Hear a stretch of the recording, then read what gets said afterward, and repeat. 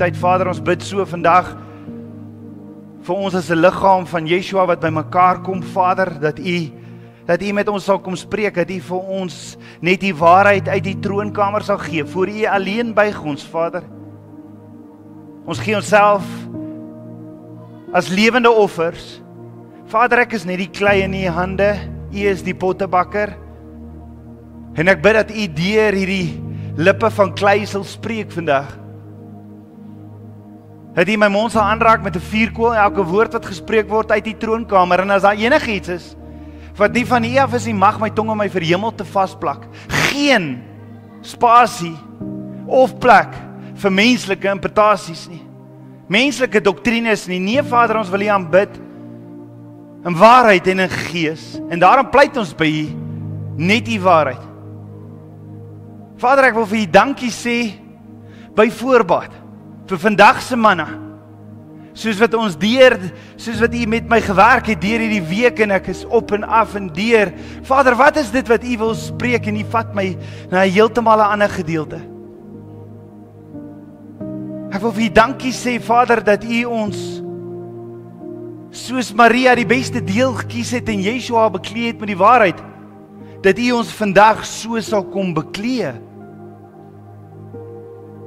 Dat U vir ons antwoorde sal gee, dat U vir ons konsentrasie sal gee, dat U vir ons kinders sal voed, manna uit die troonkamer. Vir ons kinders, U sê vir Petrus, wat die sleutels van die kerk het, U sê vir hom, feed my lamb, feed my sheep. 3 keer, feed my lamb, feed my sheep, feed my sheep. En daarom wil ons vra, Vader, ons weet dit is nie Petrus wat die voeding gehad het nie, hy was net die instrument. En hy moes net gehoorsaam gewees het, en so wil ons U gehoorsaam. Kom voed ons, vars manna uit die troonkamer.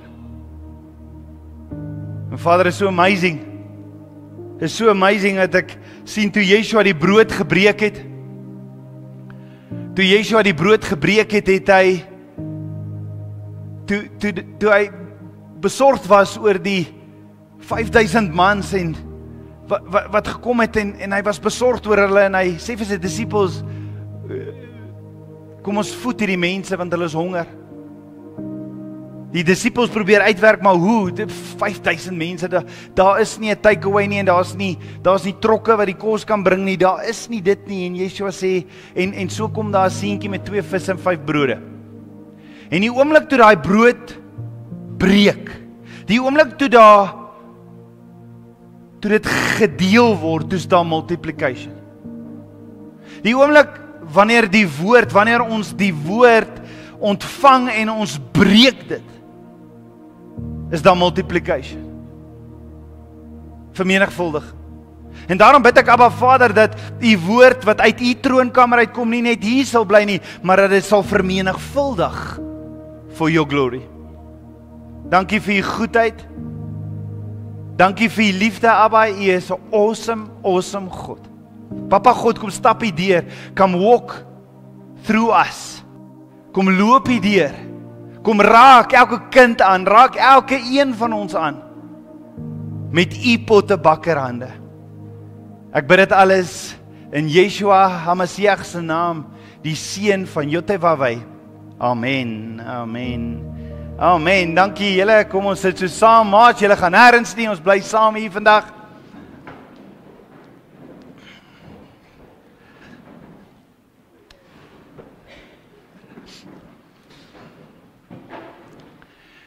Die boodskap vandag is Abba Vader het 'n nommerpas klere vir jou. Hy het nommerpas klere vir jou.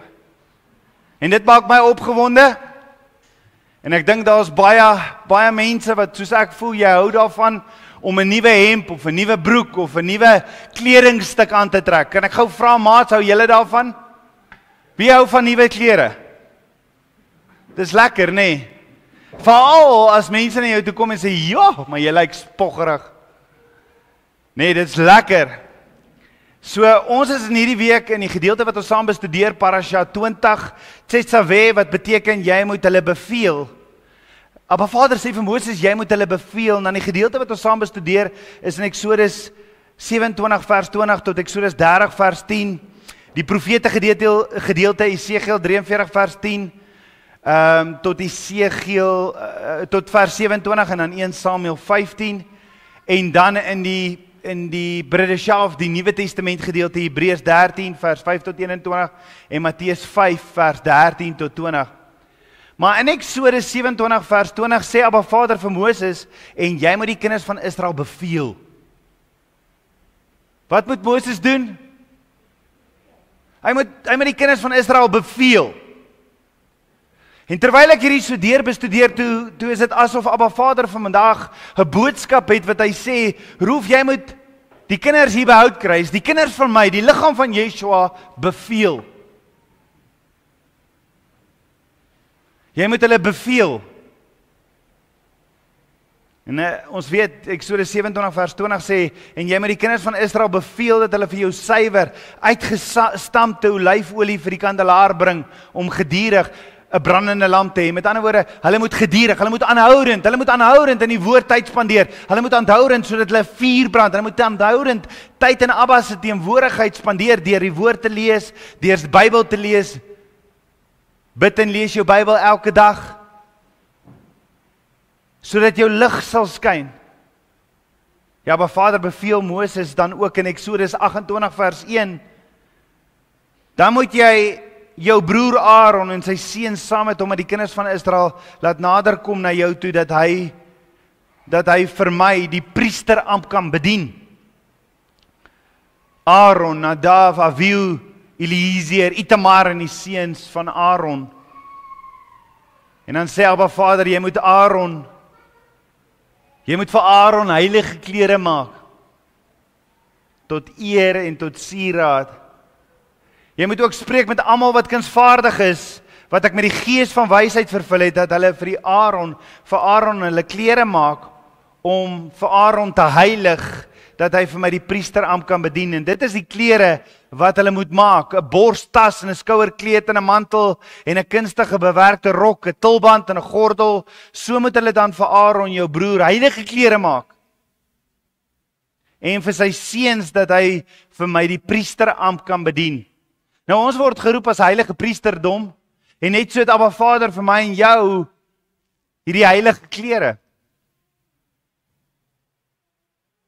Jy sien die gedeelte in die week vir die Torah vertel vir ons oor die instruksies van die bou van die tabernakel, maar dan skuif dit bietjies, dan verskuif die fokus na die priesterampt wat in hierdie heiligdom, in die tabernakel sou diensbaar wees en wat hulle sou dra. En baie kere dan dink ons, maar hoekom is dit belangrik wat ek sou dra? Maar dink daaroor. As jy skool toe gaan, wat dra jy? Skoolklere vir die wat skool toe gaan. Dis interessant dat daar sekere klere wat 'n ou soms aantrek. As jy deel is van 'n span, dan dra jy soms daai span se klere, want dit betoon jou ondersteuning. Maar Abba Vader gee vir ons baie besonderhede oor elke kledingstuk en hoe dit moet lyk en hoe dit gemaak moet word en hoe dit gedra moet word deur die priesters.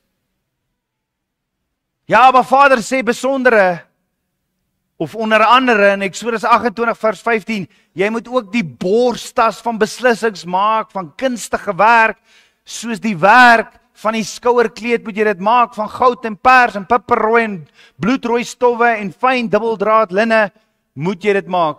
So maats, kan ek gou vra, wie se mamma maak klere by die huis? Ek wil net jou hand sien. Oeps, hier is niemand nie.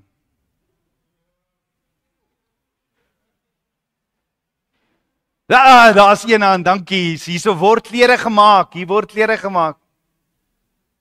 Nou, klere in die woord is meer as net klere. Kan julle onthou wat het in die tuin van Eden gebeur? Wat het gebeur toe Adam en Eva van die vrug geëet het wat hulle nie moes eet nie? Wat het hulle besef? Hulle is kaal. Wie het vir hulle klere gemaak? Abba Vader. Abba Vader het hulle self geklee.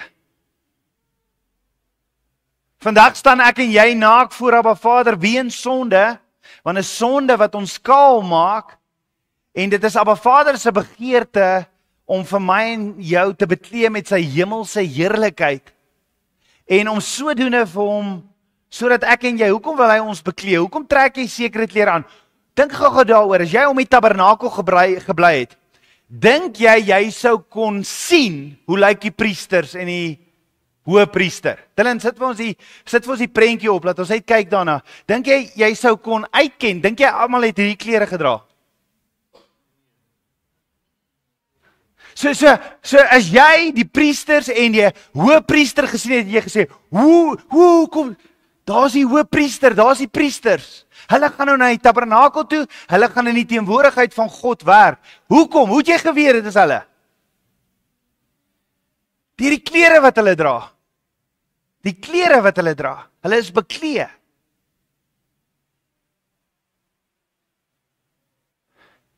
Maar voor ons kyk wat se klere wil Papa God hê ek en jy moet vandag dra,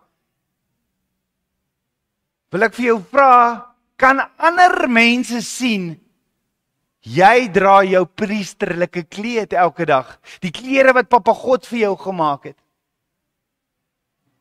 Want jy kon dit sien van die priesters, jy kon dit sien van die hoëpriester. Maar kom ons vra eers, hoekom moes hulle hierdie klere gedra het? In Eksodus 28 vers 3 sê Abba Vader vir Moses, jy moet ook spreek met almal wat kunsvaardig is, wat ek met die gees van wysheid vervul het, dat hulle vir Aaron klere maak om hom te heilig. Om hom te heilig. Hulle het vir Abba Vader gedien in die tabernakel, maar om die klere te dra beteken om hom te heilig. Maar ons gaan nou kyk wat beteken dit om heilig te wees. Ek het altyd gedink om heilig te wees is om van daai dierkoppies wat niemand ooit by die huis drink nie, net wanneer daar die burgemeester of die staatspresident kom kuier en haal mamma daai bekers uit, dan vat jy hom so en dan drink jy hom so, dis heilig. Dis wat ek gedink het is heilig. Maar heilig in Hebreëus is die woordjie kadosh, afgesonder. Afgesonder. Met ander woorde, hulle dra hierdie klere want hulle is afgesonder. Die doel van die klere vir die hoëpriester was om te heilig, om te wys dat hy is heilig. En ons weet wat beteken hy is afgesonder van sonde, maar afgesonder vir heilige gebruik. Die hoëpriester en die priesters het sekere klere gedra wat getoon het dat as hulle is heilig, wat beteken hulle is afgesonder vir heilige gebruik, vir goddelike gebruik, vir die gebruik van Abba Vader. Nou wil ek weer vir jou vra, kan ander sien, ek en jy dra ons priesterlike klere? Daar was verskillende items wat hulle moes uitmaak aan Aaron se klere. Daar was 'n borsplaat, daar was 'n Urim en Thummim en ons gaan daaroor praat Woensdag aand. Daar was 'n blou boekleed wat die priesters gedra het, of die hoëpriester gedra het, 'n tulband en hierdie kunstige rok. En onder het hy klokkies opgehad. In detail gee Abba Vader vir ons al hierdie inligting. So almal kon die priesters en die hoëpriesters uitken van ver af, jy kon hulle hoor. Nou in hierdie week se gedeelte of dagstukke wat op die webwerf is, op Houtkruis webwerf, en dit wat deurgestuur is donderdag al, is daar in baie detail bespreek die klere wat hulle gedra het en hoe dit gelyk het en wat dit beteken. Jy kan gerus daarna gaan luister en ek nooi jou uit om Woensdag aand saam met ons op die Midrash te kyk na hierdie kledingstukke soos wat dit bespreek sal word. Maar Vader het dit vandag op my hart gesit om vandag in hierdie week wat voor lê te kyk na 'n kledingstukke wat ek en jy ook moet dra elke dag. Wat ons elke dag moet dra wat genoem word die wapenrusting van Yotevawai. En die vraag is, het jy jou nou aan? Het jy jou wapenrusting aan? Want ons is in 'n oorlog. Maar ek weet nie of julle al by die skool gehoor het, as jy by die skool kom en jy het jou pen en potlood by die huis vergeet, dan sê juffrou vir jou, hoe kom jy oorlog toe sonder 'n wapen? Julle het dit seker nie gehoor nie, maar ek het dit baie gehoor.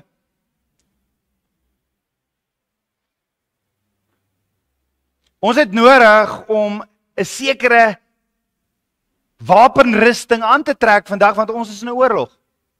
Daar's boelies by die skool, daar's boelies by die werksomstandighede, ons is in 'n stryd die hele tyd. En die Bybel sê nie ek wat vandag die nuus bring nie, maar die tye gaan net moeiliker raak. En daarom beveel Abba Vader my vandag om vir julle te sê ons het nodig om die wapenrusting aan te trek. Want die wêreld is boos. Die wêreld is evil. En die vraag is, het jy jou wapenrusting aan? Is jy besig om te veg in die oorlog? Abba Vader skilder deur Paulus vir ons hierdie prentjie of metafoor van 'n wapenrusting om die geestelike beskerming en krag te beskryf wat ons as gelowiges, as kinders van Yeshua, as die bruid van Yeshua nodig het om vas te bly staan. Ons het hierdie wapen nodig, hierdie wapenrusting het ons nodig en Abba gee dit vir ons nommerpas.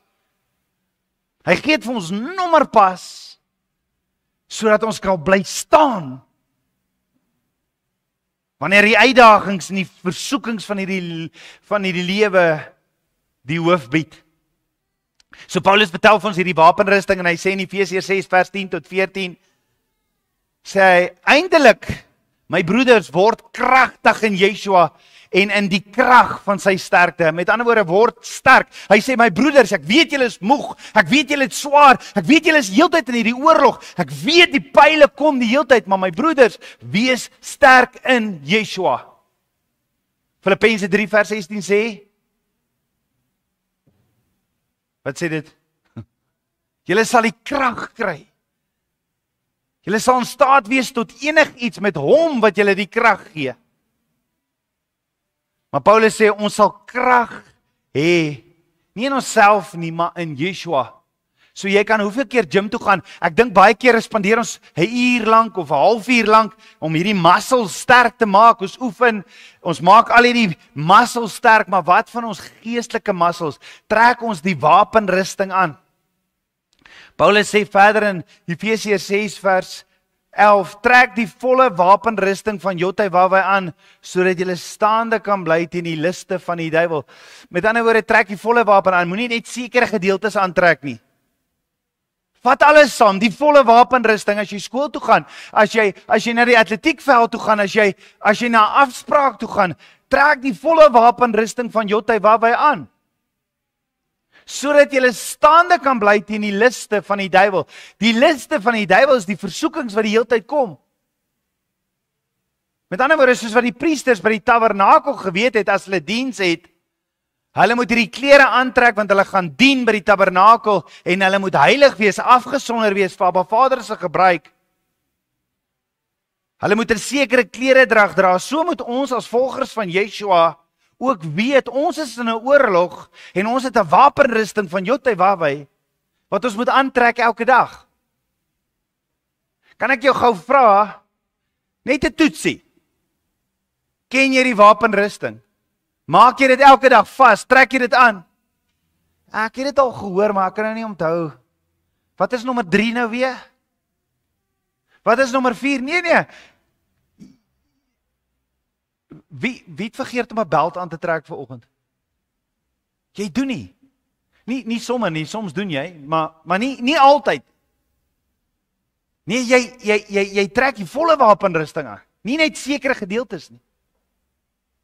Hoekom moet ons hierdie wapenrusting aantrek? Want die vyand veg met ons drievoudig. Hoor mooi, die vyand veg met ons drievoudig. Ons is in 'n geveg met 'n drievoudige vyand. Hy veg ons in die vlees, want daar is 'n geveg tussen die vlees en die gees. Daar's 'n geveg teen Satan homself en die vallende engele. En dan is daar 'n geveg in die wêreldstelsel. So die vlees is in ons. Dis hierdie vleeslike wat veg met die geestelike. Die duiwel en sy vallende engele is buite ons. Dis hulle wat sê Paulus, die vyand loop rond soos 'n brullende leeu. En dan die wêreldstelsel is die middel wat die duiwel gebruik. Die aktiwiteite van hierdie wêreld, dis die wêreldstelsel. Dit is wat die duiwel gebruik om ons uit die teenwoordigheid van Abba Vader te hou. Jy sien, partykeer is die stryd so groot in ons, hier binne in ons, dat ons voel, ons wil net weghardloop, nee. Partykeer voel dit, hoekom gebeur al hierdie dinge met my? Hoekom maak almal met my lelik? En ek wil net weghardloop. Of partykeer kom ons rarig tot die sin, ek kan nie verstaan dat ek weer hierdie sonde gedoen het nie. Kom ons sê dis jok. Ek kan nie glo ek het weer gejok vir juffrou nie. Partykeer is die stryd so groot in ons, dat ons voel, ek wens net ek kan weghardloop. Maar Abba Vader leer my, dit baat jou niks om van sonde af, of die vleeslike weg te hardloop of te vlug nie.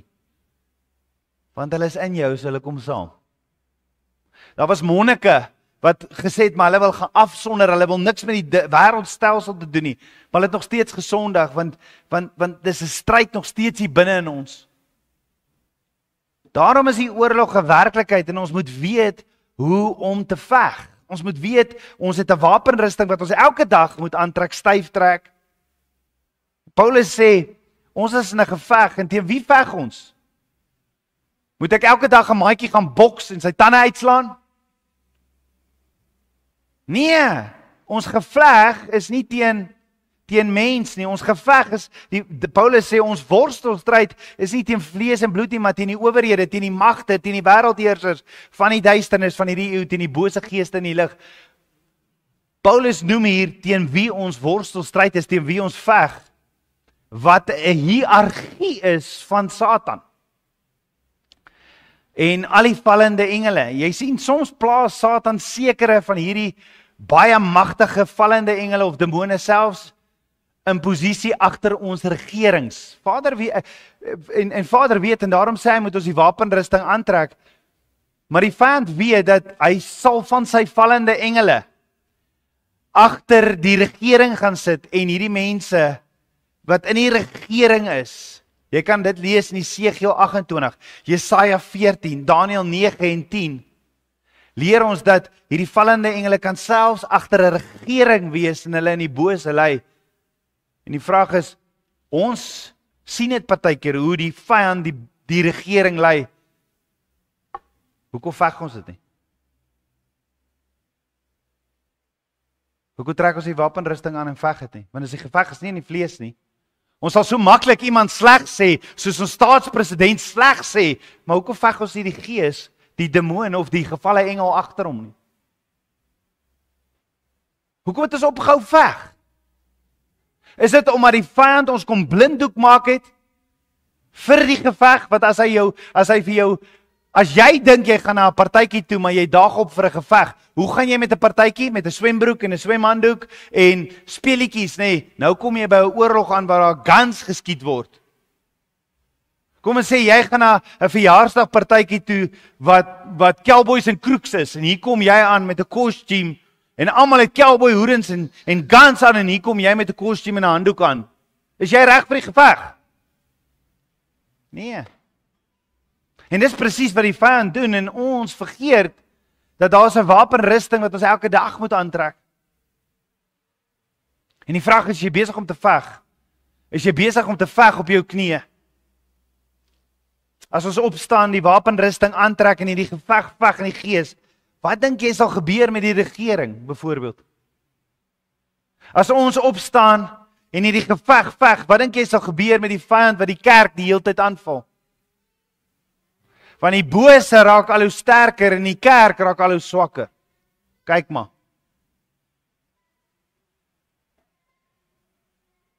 Met Yeshua wat ons lei as generaal en ons die krag gee, sal ons die vyand oorwin en ons regering sal dinge begin doen dan volgens Abba Vader se woord. Die punt is, ons moet bewus wees van die feit dat ons te doen het met 'n baie kragtige geestelike stelsel wat bestuur word, of ten minste poog om bestuur te word deur Lucifer en sy gevalle engele. Hy was ook voorheen die gesalfde gerib gewees. En Lucifer se naam wat beteken, sy naam was Lucifer, wat sy naam beteken, to cover up. Hy wil ons juis, hy wil hê ons moet kaal wees, want dan veg ons hom nie. En daarom sê Abba Vader, maar ek beveel julle om hierdie wapenrusting aan te trek. Abba het my beveel om vandag te sê, maar ek het hierdie wapenrusting vir my kinders. En die oorlog raak net erger, en die dinge raak net erger, en die omstandighede raak net erger. Die vraag is jou wapenrusting aan? So Paulus sê in Efesiërs 6 vers 13, daarom neem die volle wapenrusting van God op. Neem die volle wapenrusting van Jotawawai op. Wat beteken dit, neem die wapenrusting op? Sit dit op 'n besemstok en vat hom op. Nee, trek dit aan. Trek dit aan.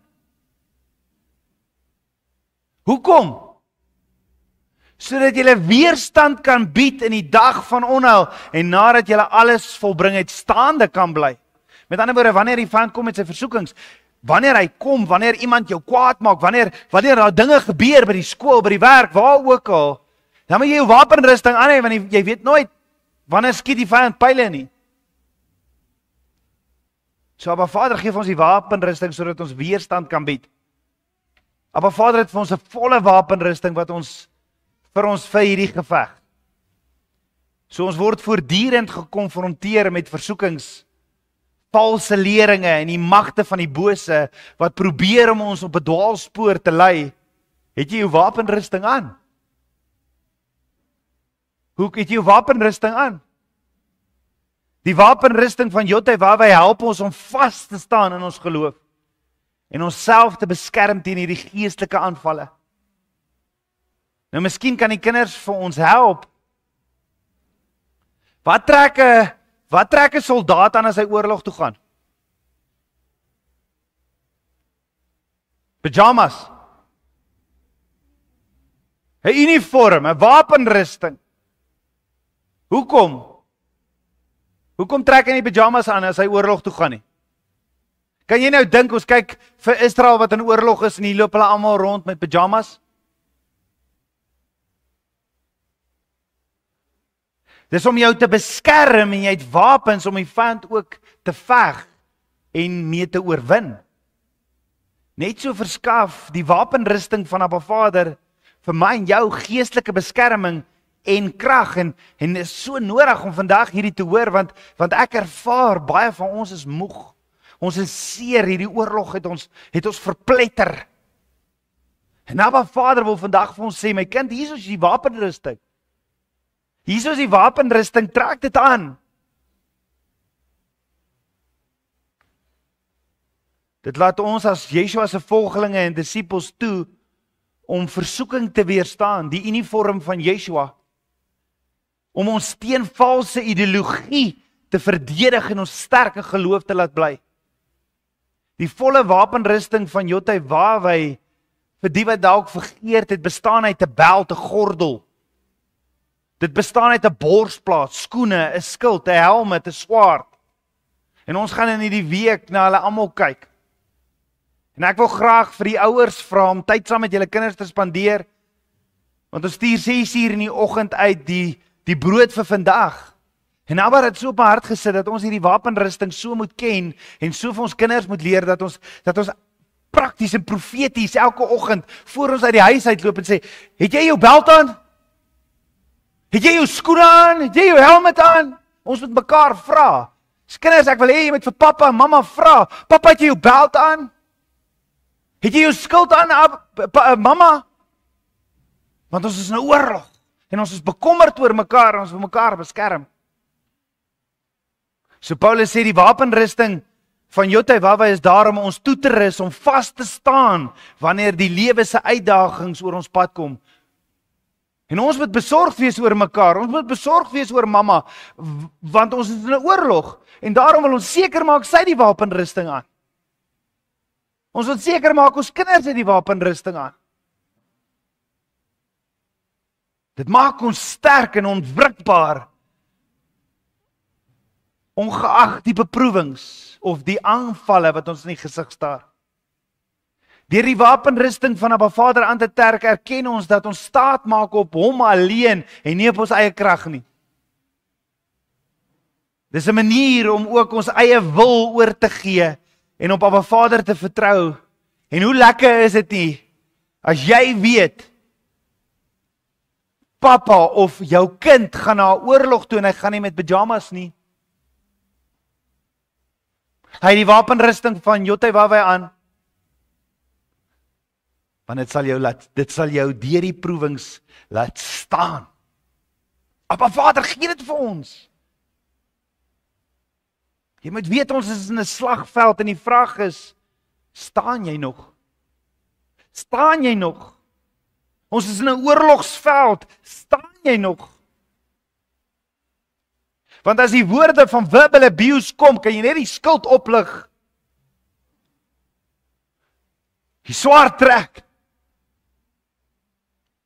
Staan jy nog? Weet jy hoe om met die wapenrusting te gebruik? Hoeveel wonde en skaars het jy nie, omdat jy oorlog toe gaan met pyjamas nie?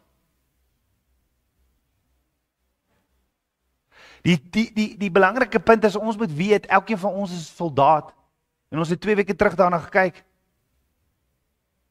'n gelowige in Yeshua, 'n volgeling van Yeshua, is 'n soldaat, ek is 'n krygsman. En ons gaan hierdie week kyk, en as ons kyk na ons kinders, is dit soldate in opleiding. En ons het nodig dat hulle die wapenrusting aan hê. Ons het as ouers die voorreg gekry om hulle op te lei. En enige generaal of bevelvoerder of wie ook al is besorgd oor sy kommandante. En daarom maak hy seker voor hy oorlog toe gaan dat daai persoon weet hoe sy wapens werk en dat hy reg geklee is. Ek kan net dink in die ou army. Ek het dit net gemis, maar in die ou army, dat al hierdie ouens staan met hulle weermagklere en hier kom staan 'n ou met swemklere aan. Wat sou daai generaal van daai ou gesê het, jy hou jou lekker laf, nee.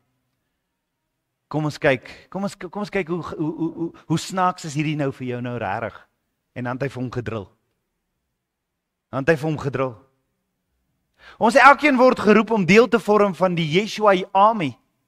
En ons kan nie verder meer uitstel nie. Jy kan nie verder meer uitstel nie, en hier in Houtkruis familie ook nie. Ons kan nie verder meer uitstel nie. Ons veg teen die vyand wat ons nie kan sien nie, en ons het nodig om te weet hoe om te veg. En Abba Vader het dit ernstig op my hart gesit, dat ons die wapenrusting opnuut moet aantrek en moet toetree tot die oorlog. Want dit is 'n werklikheid. Nou, hier in die kerk herhaal ons, sê ek baie kere, 1 Korintiërs 10 vers 11. Ek dink julle kan dit al self opnoem. Wat staan daar nou weer? Daar sê, dankie om Gerrit weet, ek sê dit baie. Al hierdie dinge is opgeskryf, wat in die Ou Testament staan, alles is opgeskryf as voorbeelde en is opgeskryf as waarskuwing aan ons wie aan die einde van die eeu gekom het. Dis een van ons leses hier binne. Want dit is alles opgeskryf in die Bybel sodat ons daarby kan leer. Maar hoor wat sê 1 Korintiërs 10 vers 12 tot 13 verder. Daarom wie meen dat hy staan, moet pas op dat hy nie val nie. Geen versoeking het julle aangegryp behalwe 'n menslike nie. Maar God is getrou wat nie sal toelaat dat julle bo julle kragte versoek word nie. Abba Vader sal nie toelaat dat ek en jy bo ons kragte versoek sal word nie. Die vraag is, het jy die wapenrusting aan? Want hy het vir jou die wapenrusting gegee. Maar hy sal saam met die versoeking ook die uitkoms gee, sodat julle dit sal kan verdra. Hy het vir ons die wapenrusting gegee, hy het vir ons die uitkoms gegee in die moeilike tyd. Ons lewe in 2025. Dit is 'n moeilike tyd. Dis 'n tyd waar ons die wapenrusting elke dag moet aantrek, want die wêreld is boos. En dit raak net erger en erger. In 1 Johannes 5 vers 18 tot 19 sê, ons weet dat elkeen wat uit God gebore is, nie sondig nie, maar hy wat uit God gebore is, bewaar homself en die bose het geen vat op hom nie. Ons weet dat ons uit God is en die hele wêreld in die mag van die bose lê. So is nie net ek wat sê, dis nie ek wat net sê die wêreld is boos en dit raak boos en dit staan geskrywe. Terwyl ek vir jou vra om die mikrofoon net vir my so bietjie harder te sit asseblief.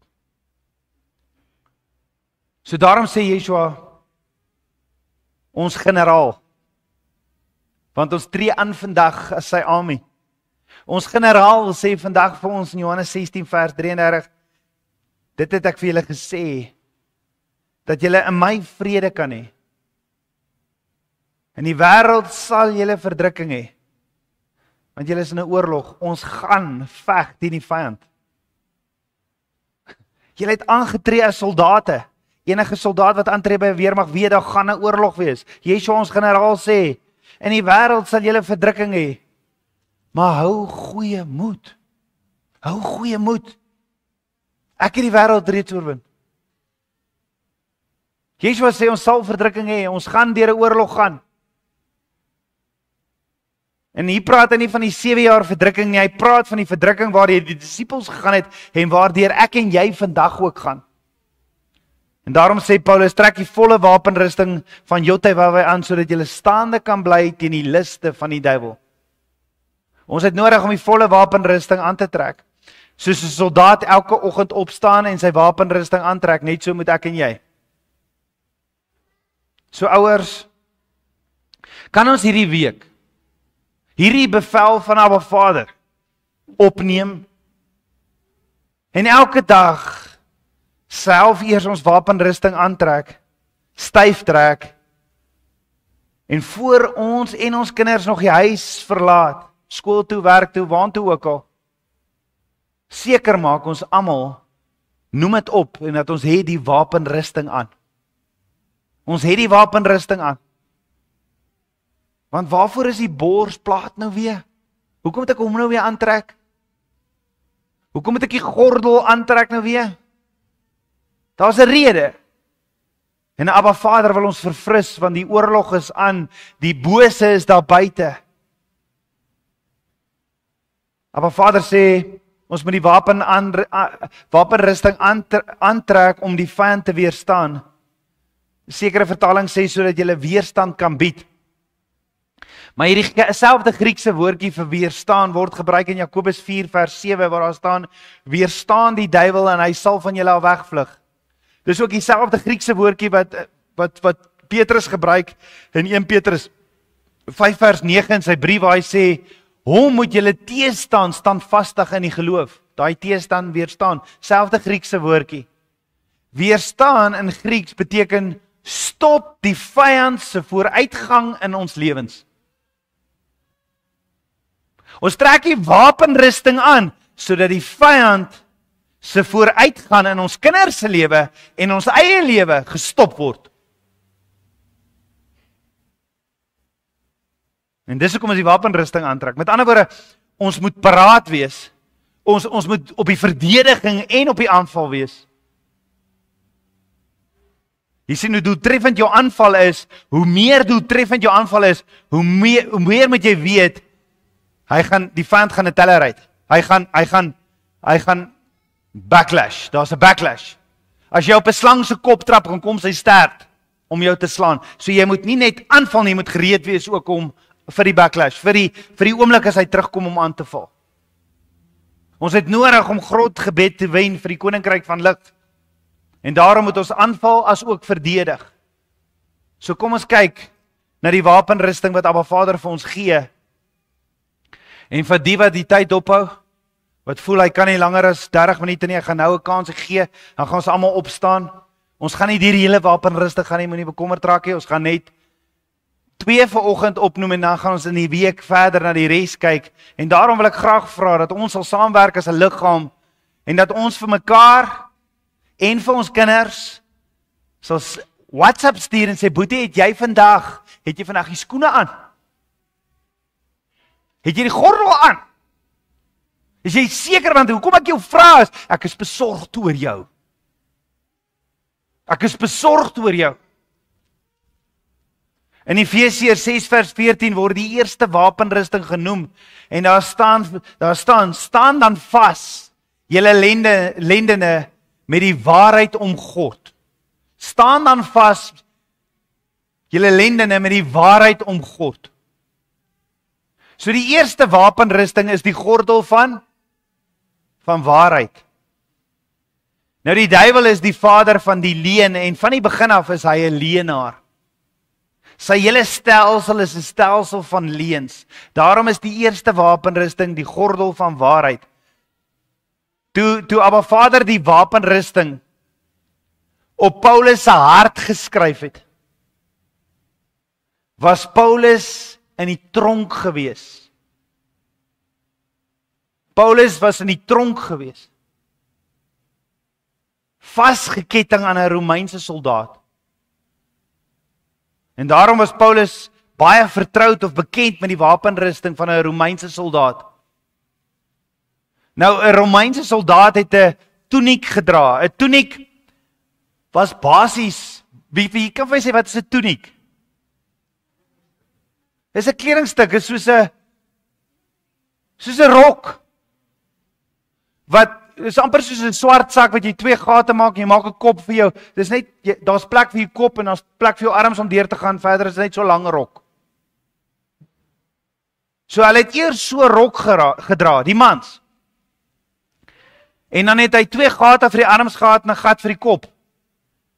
En hy het oor jou knieë gehang en die soldaat sou die tuniek met 'n gordel vasmaak, want as jy veg en hierdie tuniek is in jou pad, is dit gevaarlik. So jy moet hom vasmaak dat daar niks in jou pad is as jy veg nie. Want soms is jy in 'n swaard tot swaard geveg en dan wil jy nie hê dat jou rok in die rondwind en die wind rondwaai en waar is die vyand nou weer nie? Of dat jou rok jou pla nie, so jy moet hom vasmaak. So 'n soldaat het 'n gordel nodig.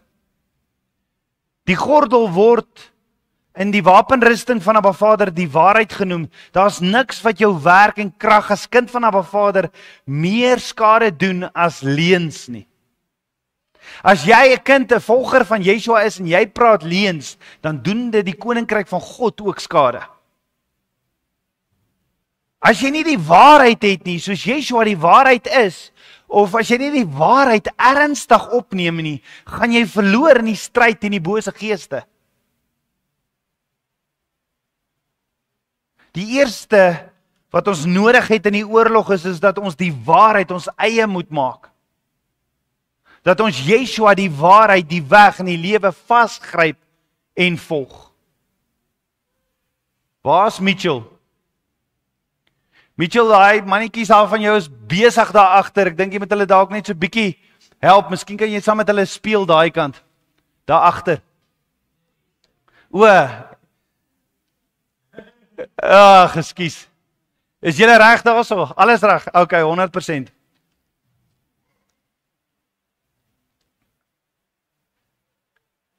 Soos wat ons kinders saam met ons is Abba Vader besig om die saad te saai.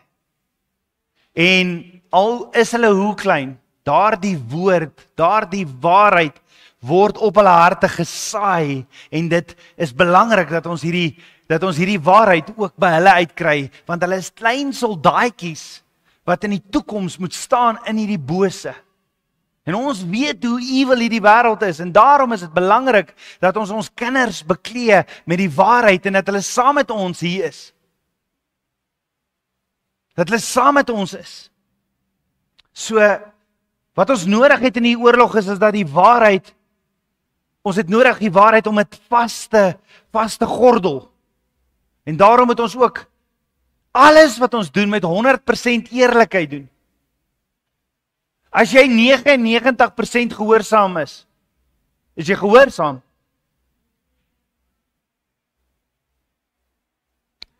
Om vals en onbetroubaar te wees maak jou magteloos, ongeskik vir die stryd. So elke oggend kan ek vir my kind sê, kom ons trek die gordel van die waarheid styf, dat ons vandag geen leuns gaan praat nie. Ons gaan net die waarheid verkondig. Daarom omgord jou lende met die waarheid. Wees eerlik met jouself, wees eerlik teenoor ander, wees eerlik teenoor Abba Vader. Want sien, 'n leuen verlam jou. 'n Leuen maak jou onrustig, bang. Dit maak jou bang, dit maak jou wantrouend. Jy leef dan mos in vrees dat die waarheid jou sal agterhaal. As jy 'n leuen vertel, eers gaan jy uitgevang word, so jy word bang. En daarom moet ons elke dag die gordel aantrek. En as jy gister leuns vertel het, wat los jy dit net? Jy bely dit vir Abba Vader en jy sê, Abba, vergewe my dat ek gejok het.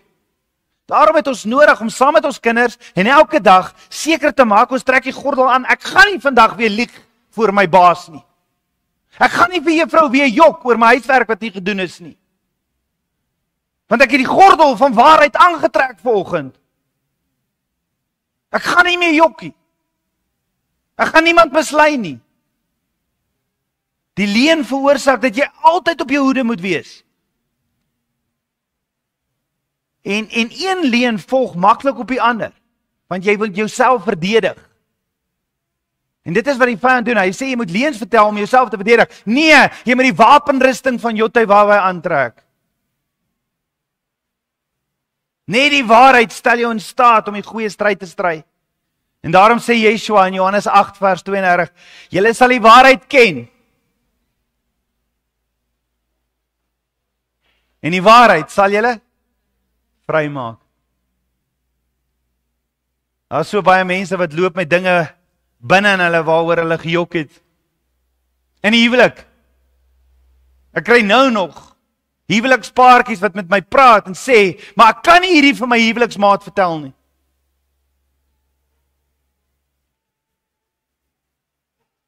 Mense wat rondloop met dinge waaroor hulle gejok het en besig, daai jok, daai leuns is besig om hulle van binne af dood te maak. Kom ons sit dit neer, kom ons trek die wapenrusting van God aan, kom ons maak hom vas, kom ons maak die waarheid vas in ons lewe, en ons besluit hier vandag, voor ons hier ry, ek gaan nie verder enige leuen deur my gaan nie, want as ek 'n leuen vertel, is die vader van die leuen my vader. Dis wat Yeshua sê in Johannes 8 vers 32, 44. Ons kan nie jok, maats, ons kan nie jok en sê, ag, dit was 'n ou grappie nie. Die woord waarsku ons daarvan in Spreuke. Ag, dit was net 'n ou grappie. Ons dink partykeer om die waarheid weg te steek, beskerm ons ander mense. Maar eintlik is ons besig om 'n dolk in ons eie hart te steek.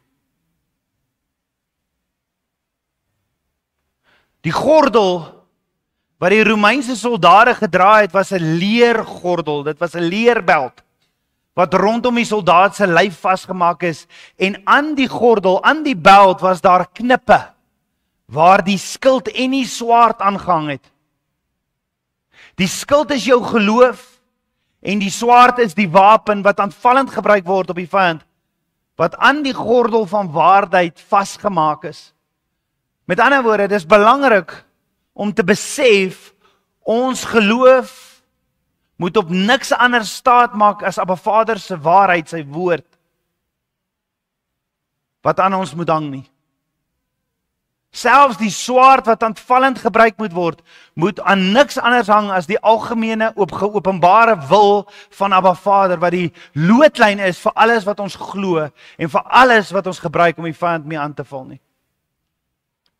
In 1 Petrus 1 vers 13 tot 14 sê Petrus, daarom omgord die lendene van julle verstand, wees nigter en hoop volkome op die genade van julle, wat julle deel word by die openbaring van Yeshua Messias.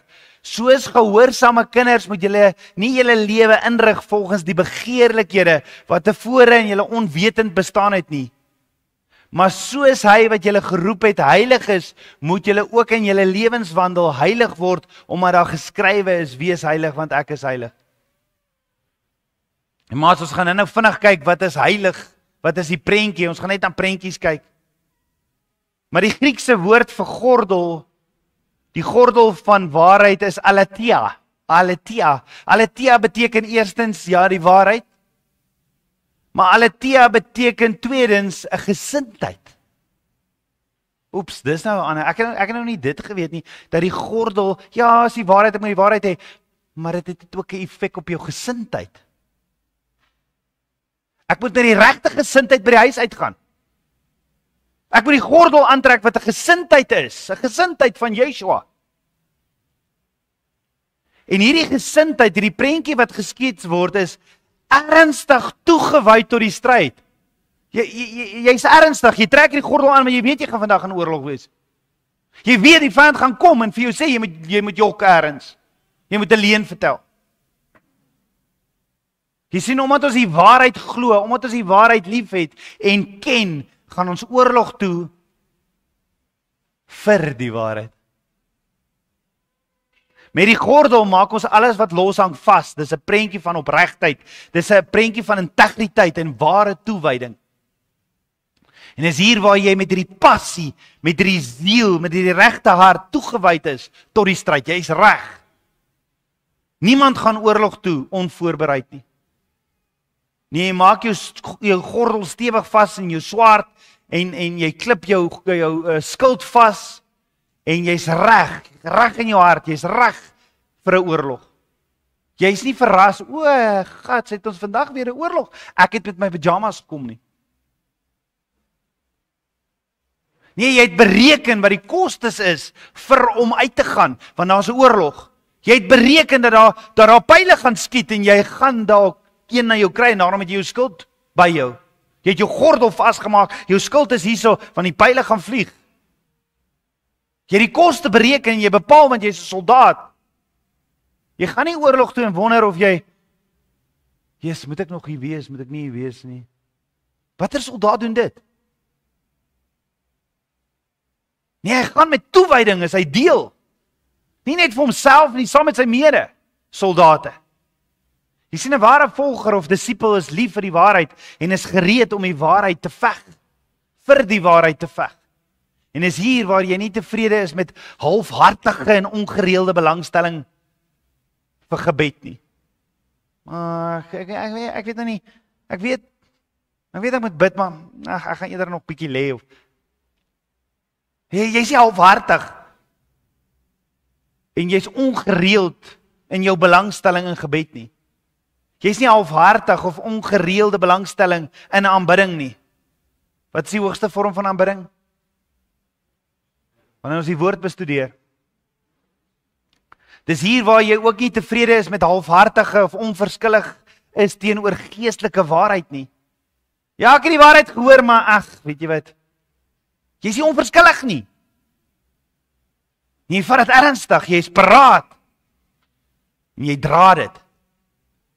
Dis hier waar jy nie tevrede is met sekere sondes in jou lewe nie. Nee, jy is beswaard, voorberei. Jy is voorbereid en ingestel om die stryd te stry. Die gordel is waarheid met 'n opregte soort toewyding. En dan beteken Atia nog iets. Die gordel van waarheid, Atia, beteken nog iets. Dit beteken sonder was. Sonder was. Om te verduidelik, in die Bybelse tyd, as 'n pottebakker 'n pot gemaak het, en die pot bak in die oond, hy maak hom met klei, maak hy die potjie, en dan sit hy hom in die oond. As hierdie potjie vir een of ander rede in die oond sou kraak, 'n pot wat gekraak is, mag nie verkoop geword het nie. Maar daar is gewetelose mense, bose mense daar buite, wat dit sou gedoen het, dan sou hulle die potjie wat gekraak is, dan sou hulle was vat, en in hierdie kraak sit, en hulle sou hierdie kraak bedek, en dan oor hierdie was verf, en dan die potjie verkoop. En die eerste keer wat die persoon wat die potjie koop, hierdie pot op die stoof sit met vloeistof in, sal hierdie was smelt, die pot sal kraak en al die water sal uitloop.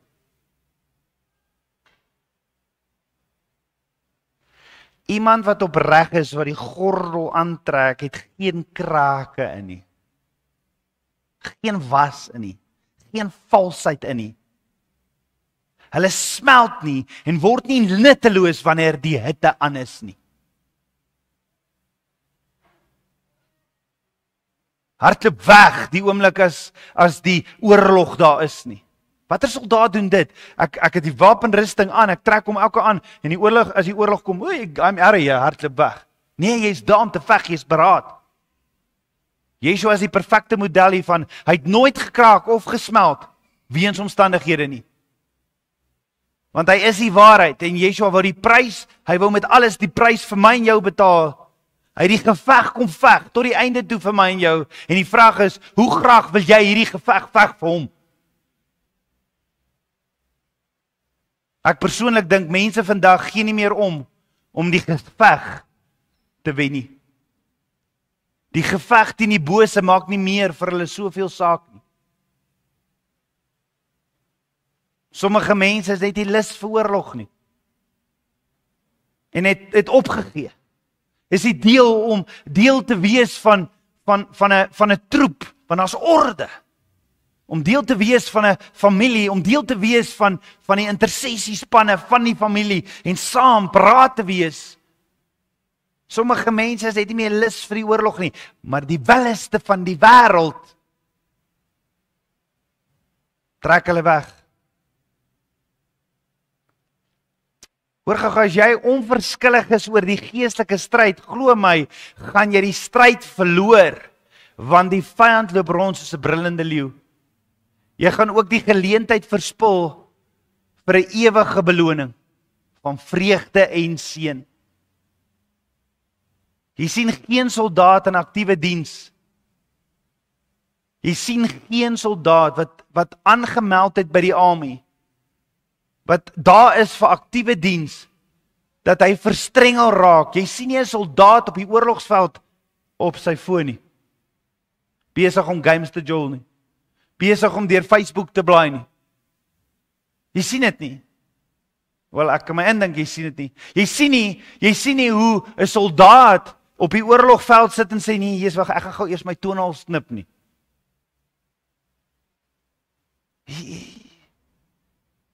Jy draak nie besig met ander dinge op die oorlogveld nie. Jy is besig met die oorlog self. En ons word geroep as soldate om die oorlog te wen. Jy sien, wanneer jy aansluit, sê die weermag nie vir jou, "Haai, Jesus, ons wil so graag hê jy moet deel wees van ons weermag. So kom net wanneer jy wil. Kyk net of jy ergens in jou besige skedule dit kan inpas, maar weet, as jy kom, sal ons ook graag wil hê, jy moet elke dag 'n rukkie hier wees en terloops, wanneer jy kom hier na ons oorlog toe, wil ons sê, as jy wil 'n uniform aantrek, as dit reg is met jou, nêrens gaan jy as jy aanmeld as 'n soldaat by enige oorlog, gaan hulle dit vir jou sê nie. Hoekom is dit so in die kerk? Hoekom is dit so in die army van Yeshua? Dat wanneer jy lus is, geen weermag sal dit vir jou sê nie. En wanneer jy by 'n weermag aanmeld, besit hulle jou 24 uur van die dag. Jy moet paraat wees enige oomblik. 11 uur die nag, 2 uur die oggend. Jy's 'n soldaat. Dis nou Yeshua weer na mag toe, waantoe Abba Vader my en jou vandag oproep. Papa God het jou nommerpas wapenrusting, een wat net vir jou gemaak is, jou size. Net vir jou. So kan ek vra, kan jy vanoggend, kan ons vanoggend profeties opstaan en sê, Abba, vanoggend vat ons dit ernstig, ons hoor hier roep ons tot, daar's so bose daar buite, ons sal die gordel van waarheid kom aantrek. Net vir wat ek het ons nou gesê, die wêreld sê, dienste kan nie te lank raak nie, so net vir 'n pouse gou, net vir 'n pause, vir 'n pouse. Kom ons staan op in die gees, kom ons staan op fisies, en maak hierdie gordel vas en sê, Abba, vandag maak ek hierdie gordel van die wapenrusting wat U vir my gegee het, kom maak ek vandag vas. Kom ons doen dit profeties. Kom ons staan so op vir 'n pouse. Abba Vader, vandag kom ons en ons staan en ons vat hierdie gordel van waarheid, want hierdie oorlog is 'n werklikheid. Ons maak hierdie oorlog Ons tree toe tot U weermag, koning Yeshua, en ons vat hierdie waarheid, hierdie gordel van waarheid, en ons maak dit vas in Yeshua se naam. Dankie, kom ons sit so saam.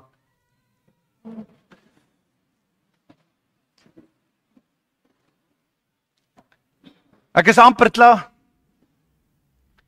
Die tweede wapenrusting in Efesiërs 6 vers 14 is die borswapen van geregtigheid. Nou môreoggend of maandagooggend sal ek verder hieroor praat, maar net in kort. As jy in daardie tyd gaan kyk het die Romeinse soldate verskillende borswapens gedra. Maar die bekendste was die gegote metaalborsplaat wat gestrek het vanaf die soldaat se nek tot onder sy heupe. En hierdie borsplaat het die lewensbelangrike area van die soldaat se liggaam beskerm, naamlik die hart. Maar Vader gee vir ons 'n borsplaat in sy wapenrusting to guard your heart. Het jy geweet, Vader het vir jou 'n wapenrusting dat hy weet dat die vyand gaan uitkom om jou hart te breek en daarom het hy vir jou 'n borswapen gegee? Maar Vader maak dit duidelik dat ons hart moet bewaar word, want wanneer 'n Romeinse soldaat in 'n noue kontak met die vyand gekom het, was sy swaard die mees effektiewe wapen om sy vyand mee te verpletter, te onthoof.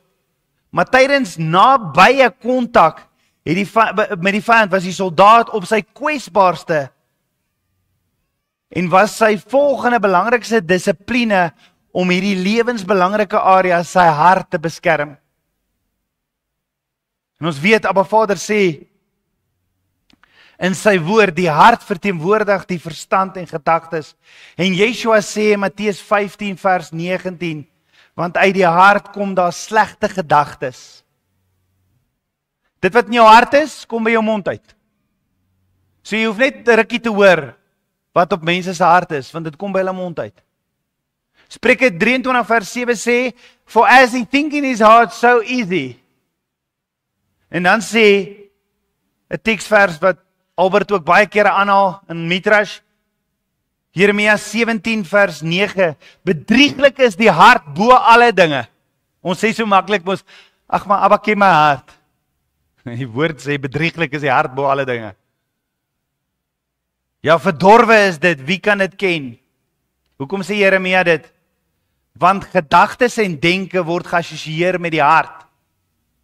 Maar in jou hart word geassosieer met gevoelens en emosies. Ek voel vandag nie lus om die wapenrusting aan te trek nie.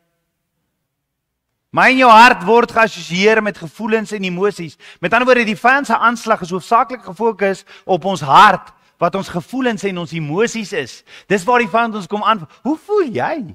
Voel jy reg om nog 5 minute te luister na die woord van Abba Vader? O nee, ek is nou te moeg, ek voel, dis nou heeltemal te veel. Nee, gaan weg Satan, ek het die borswapen aan van Abba.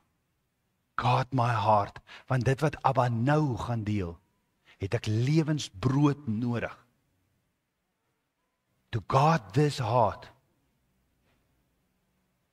Die vyand se aanslag word geloods deur die manier waarop ons dink en voel en hoe ons dan emosioneel reageer. So daar's 'n oorlog en dit wat Abba Vader vir ons sê, ons moet bewaar is ons harte. Maar jou grootste verantwoordelikheid is ons hart. Met wat staan ons eendag voor ons koning? Met al die weelde wat ons opgebou het in die wêreld. Met al die mag. Dink jy daar's 'n prys by 'n begrafplaas vir die een met die grootste boedel? Hulle lyk maar vir my almal dieselfde. Dis wat jy met hierdie hart, jy gaan staan met hierdie hart voor Abba Vader. En daarom moet jy hierdie hart met alles van jou bewaar. Jy sien die probleem is, ons doen soms meer moeite met ons wêreldse en materiële besittings, ons pensioen en ons pensioen se byinkomste. Ons sal meer doen vir dit, as om ons harte te bewaar. Maar Abba Vader sê, bewaar jou hart meer as enigiets anders.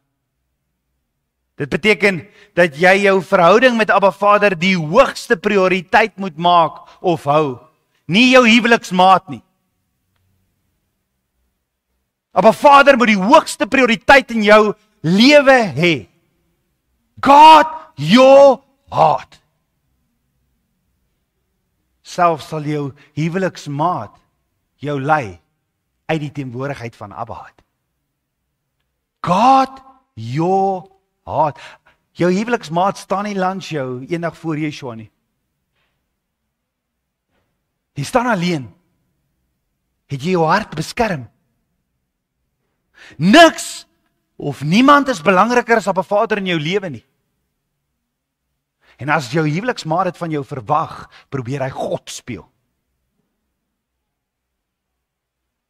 Daar's so baie dinge wat ons aandag aftrek en baie pligte wat ons aandag verg, maar ons moet altyd ons hart voor Abba Vader en ons hart gerig hou op Abba Vader. Abba Vader sê in Spreuke 4 vers 23, bewaak jou hart meer as alles wat bewaar moet word, want daaruit is die oorsprong van die lewe. Dit beteken, hierdie oorsprong van die lewe beteken, dat wat ook al ons harte besit, en wat ook al die belangrikste liefde is, wat in my hart is, en die res van my lewe sal oorspoel. Met ander woorde, as geld vir jou alles is, as 'n mens vir jou alles is, bo Abba, sal dit in jou lewe oorspoel. So hoor gou hierdie amazing mooi gebeurtenis, en hiermee wil ek afsluit. Amazing mooi verhaal, in 1 Konings 20 vers 39 tot 40, dit lees, en terwyl die koning verbygaan, daar was 'n oorlog gewees, in die oorlogveld, en die koning kom tussen sy troepe in, en terwyl die koning verbygaan, roep die koning na sy dienaar en sê, u dienaar het uitgetrek in die geveg, en daar kom iemand een kant toe en bring 'n man na my en sê, bewaak hierdie man, as hy ooit gemis word, sal jou lewe in die plek van sy lewe wees. Met ander woorde, binne in hierdie oorlog, kom die koning, en hy bring na een van die soldate toe, en hy bring een van die troepe, en hy sê, hoor die soldaat, sal jy na hierdie man kyk? Sal jy vir my na hierdie man kyk? Ek weet ons is in 'n oorlog, ek weet daar is 'n geveg, maar ek as koning wil vir jou vra, kyk net na hierdie man. Kyk net na hierdie man, laat hy by jou wees, moenie jou oë van hom afhaal nie, beskerm hom. Selfs met jou lewe, moet jy jou plek in sy plek sit. Jy sal 'n talent silwer voorbetaal word. Jy sal vergoeding kry as jy na hierdie man kyk. En dan sê die woord verder, maar onderwyl die dienaar hier en daar besig was, het die soldaat toe verdwyn. Die een van na wie die soldaat moes kyk, het verdwyn. En toe die koning vir hom gesê, so is jou vonnis, jy het dit self bepaal, jy sal ook verdwyn. Jy sien die nommer 1 verantwoordelikheid vir elke kind van Papa God, word hier vasgevang in hierdie storie. Hierdie storie vind plaas op 'n oorlogsveld, en ek en jy is die soldaat. Ons is in die slagveld. En die slagveld is 'n gevaarlike plek, want dit is hier waar jy hand tot hand veg. En dit was swaard teen swaard, en dit was perde ruiters met swaarde, en dit was baie bloed. Dit was chaos reg rondom jou, en jy moes wakker slaap, om nie 'n vleiende pyl of 'n mes in die rug of enigiets te kry nie.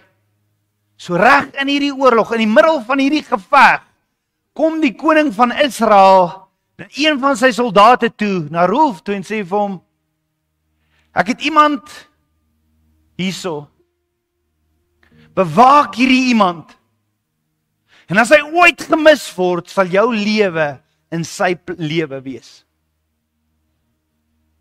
Met ander woorde, in hierdie oorlog, in hierdie battlefield, sê die koning vir hierdie soldaat, jou primêre, jou grootste verantwoordelikheid is om hierdie man te bewaar.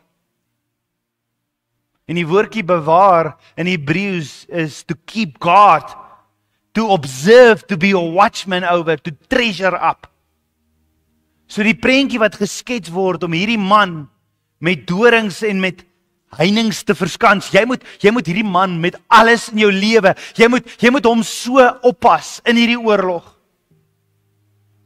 Met ander woorde, die koning sê, jy moet letterlik jou sekuriteit versterk. Jy moet jou sekuriteit versterk oor hierdie man. Amper soos wat mense vandag hulle huise beskerm, sodat daar geen oortreder inkom. Jy sit alarms op, as daar iemand naby kom, dat hy afgaan. As iemand naby aan hierdie man kom. Die koning van Israel is so ernstig oor hierdie man wat bewaar moet word, dat die koning vir die soldaat sê, as hy ooit gemis word, sal jy met jou lewe betaal. Maar as jy hom oppas, sal jy 'n talent silwer ontvang. So die koning is ernstig. Die koning is ernstig. En dit is amper asof die koning vir die soldaat sê, konsentreer meer daarop om hierdie man te bewaar as op die oorlog. En dis jou grootste fokus. Te midde van alles. Jou nommer 1 verantwoordelikheid is om hierdie man te bewaar. Guard your heart. Moenie afgelei word deur enigiets anders nie, want jou lewe hang daarvan af. As jy hierdie man verloor jy alles. Wat gebeur toe? Dis 'n ware storie.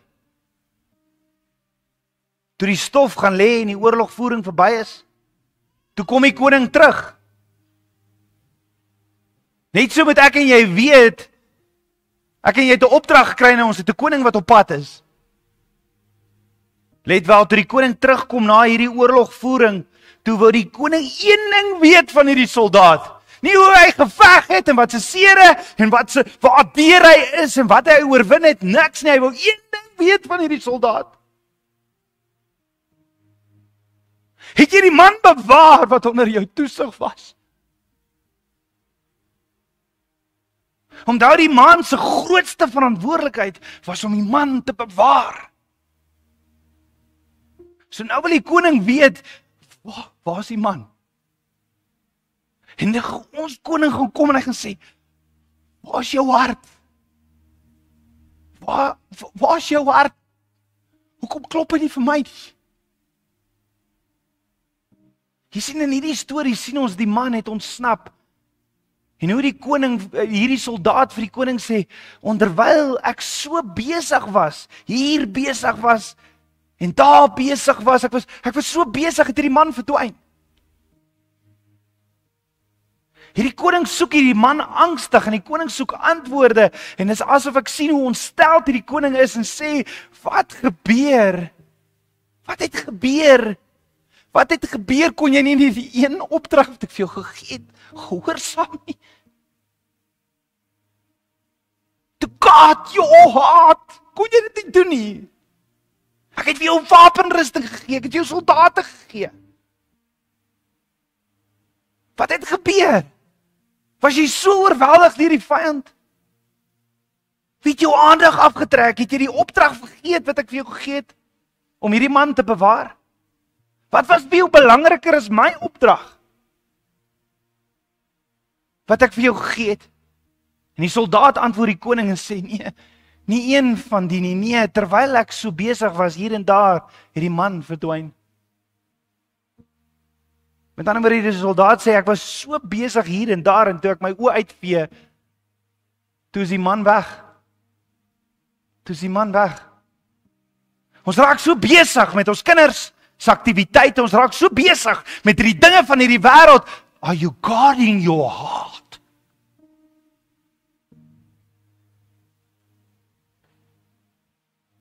Kan jy vir een oomblik dink hoe hierdie man reageer toe die koning nader stap en vra, waar is die man? Waar is die man?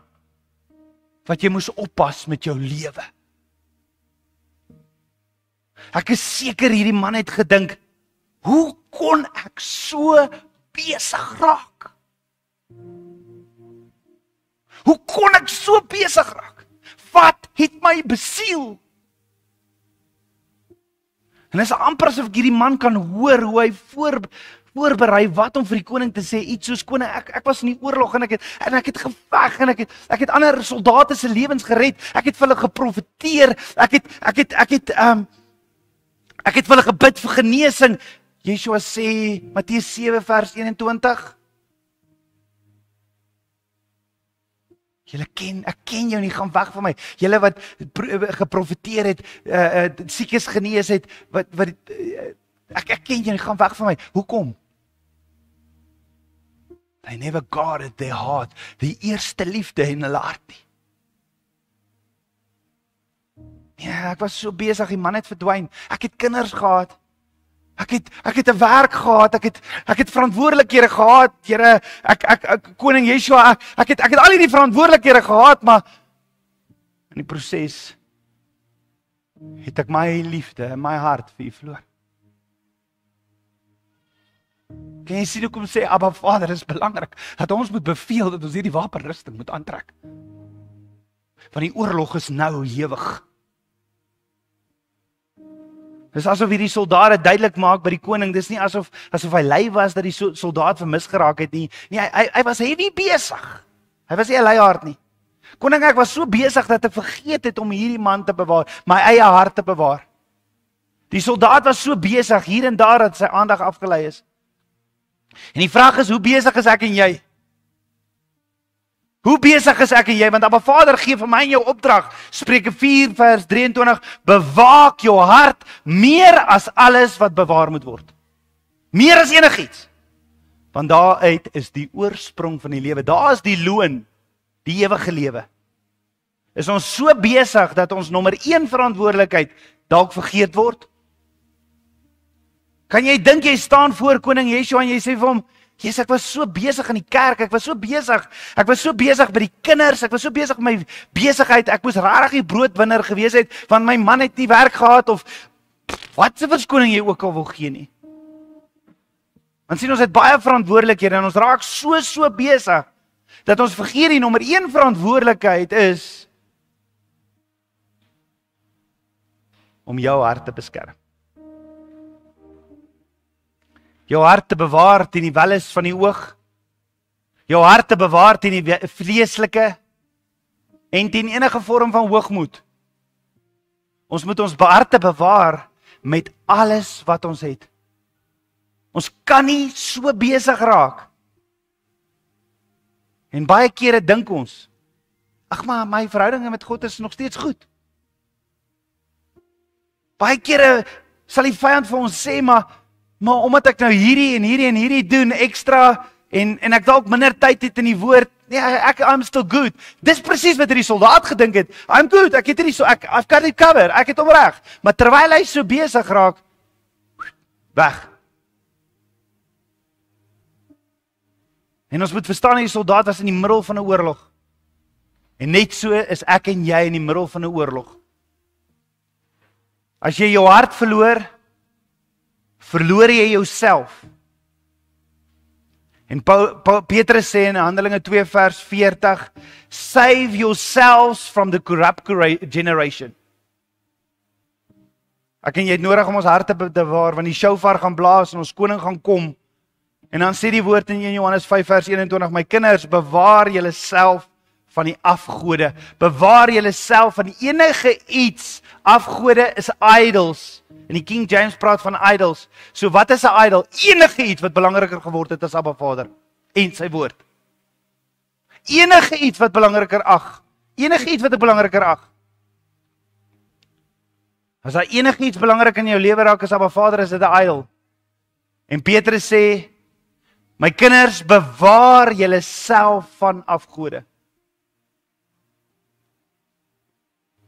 So dink daaroor, waardeur gaan jy dalk nou wat meer van jou hart steel, of wat jou so besig hou, en wat stilletjies besig is, om op 'n Vader se plek in jou hart te steel.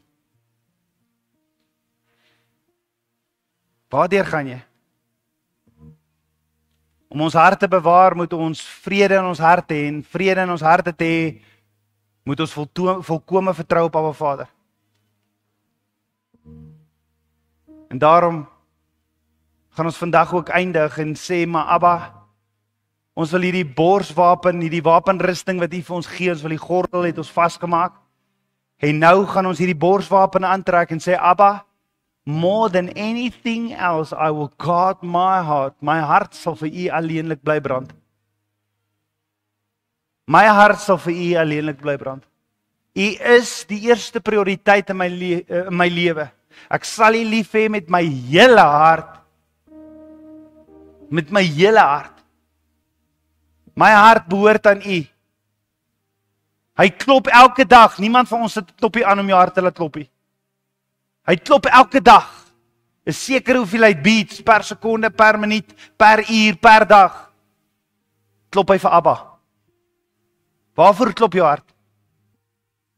Let's guard our hearts more than anything else. Kom ons bid saam. Ons almagtige Vader, Papa God, dankie vir U woord. Vader, dankie dat U ons kom leer oor hierdie kledingstuk. En ons wil vandag vra, Abba, soos Maria gekies het saam met ons kinders om by U voete te kom sit. Soos Maria, Martha was te besig. Martha was te besig met al die dinge daar buite, met al die Maria het gekies. En Maria is hier vandag om die woord te hoor. Kom beklee ons. Kom beklee ons met die waarheid. Kom beklee ons met die wapenrusting. Wat sê Yeshua vir Martha? Martha, jy is so besig. Maria het die beste deel gekies. Martha, ek weet jy is besorg oor almal en ek weet jy is besorg oor die skorrelgoed en oor die kinders en oor al die dinge, maar weet jy wat? Maria het die beste deel gekies.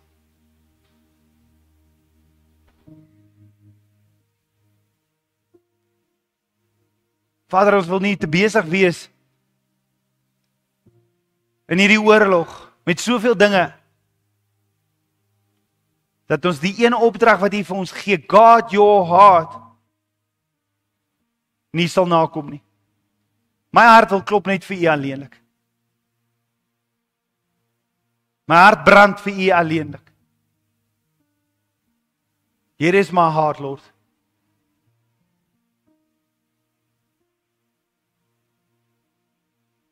Vader, ek wil vandag vra, soos wat ons hierso sit, dankie ek wil sê dankie Abba tot daar. Dankie Abba vir die wapenrusting. Dankie dat U ons weer opnuut kom wakker maak en dat ons hierdie week saam met mekaar, saam met ons kinders, hierdie wapenrusting so deel van ons lewe sal maak, want ons is in 'n oorlog. En waar ons die gordel vasgemaak het, bid ek Vader, daar waar elkeen nou hier is, voor U hierdie borswapen sal aantrek. En dis hierdie verantwoordelikheid dat bo enige iets sal ek sorg, I will guard my heart, that my heart will only burn for You.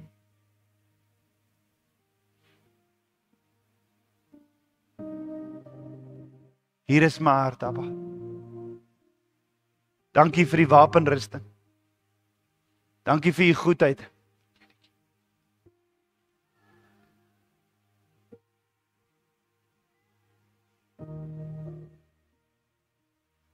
U is op my hart.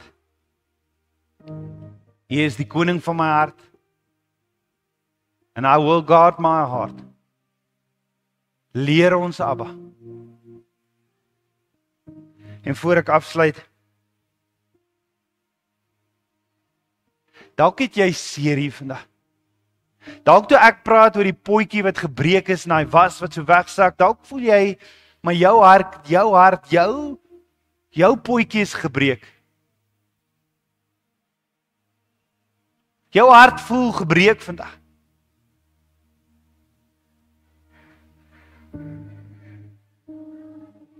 Heb jou hart vandag, sal jy jou hart gebroke, sal jy hom vir Abba gee, sal jy hom vertrou, hy is die pottebakker, dat hy hom met dieselfde stof sal heel maak, gemeng met bloed. Want as hy hom meng, as 'n pottebakker 'n gebreekte potjie met klei en met bloed, met 'n dier se bloed meng, dan is daai potjie sterker as ooit van tevore. Net so, as jy vandag jou gebroke hart vir Abba Vader sal gee, en hy sit sy pottebakker hande en hy vat daai selfde stof en hy vorm en hy vou en hy sit die bloed van die lam, meng hy daarin, deur die bloed van die lam, vir volle genesing vir jou hart, sal jou hart sterker wees as ooit van tevore. Dankie Vader. U is Yahweh Rafa, Yotevave Rafa. U is die God wat genees. En ek bid nou vir volle genesing, vir elke gebroke hart, deur die bloed van die lam, deur die prys wat Yeshua betaal het, deur die 39 houe wat hy ontvang het, is daar volle genesing.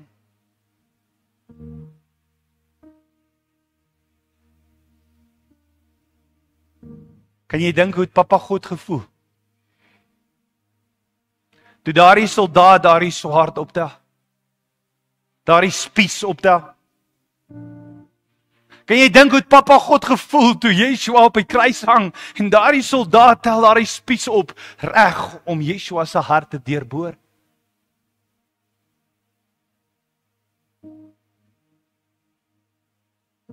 Yeshua het daardie spies gevat uit sy kaart laat gaan, so that you can get healing for your heart.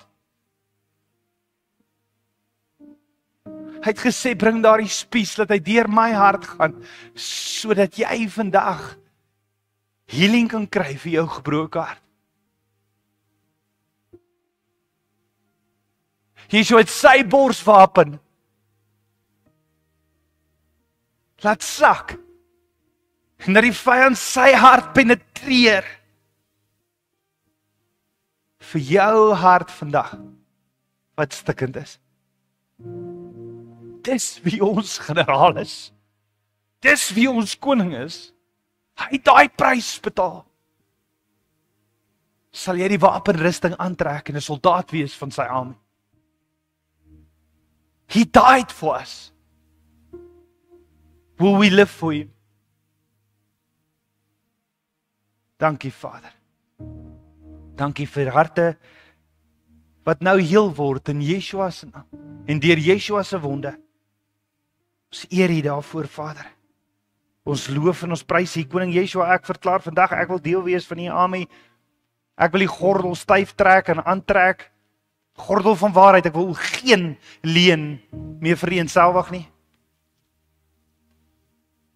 Ek wil paraat wees in die oorlog. 'n Soldaat op die oorlogsveld. En ek wil hierdie bors wapen aantrek, hierdie bors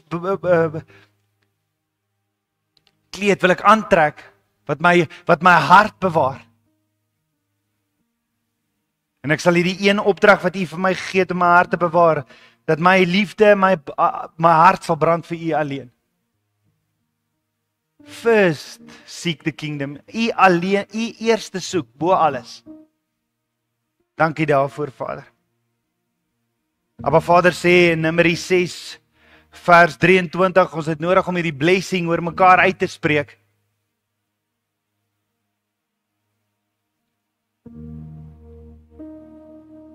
En Abba Vader sê, Varechecha Yotevave Vishmarecha. Yaer Yotevave Panav Elecha Vichuneka. Yesa Yotevave Panav Elecha Viasem Lecha Shalom. En Vader, soms hakkel ons, maar ons sal dit uitspreek en ons sal in die waarheid staan en ons sal die waarheid, ons smag na die waarheid.